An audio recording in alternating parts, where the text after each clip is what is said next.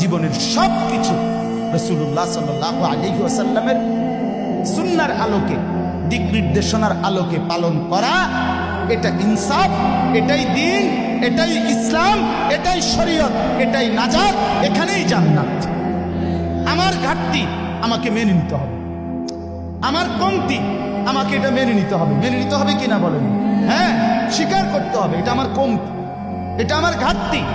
অবজ্ঞা করা যাবে না, তুচ্ছ তাচ্ছিল্য করা যাবে না, টিটকারি মস্কারি করা যাবে না। ইসলামের একটা ছোট্ট জিনিসকেও পুরস্কার করা, তুচ্ছ তাচ্ছিল্য করা, ইস্তেহজা করা, এটা কুফর। আপনি ওলামায়ে এটা শরহে আকায়েদের মাসআলা।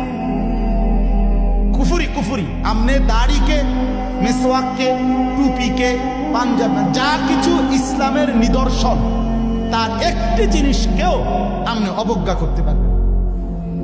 ইস্তেহজা আপনি পালন না করা, এটা হলো কবিরা গুনাহ, আর অবজ্ঞা করা কুফরি।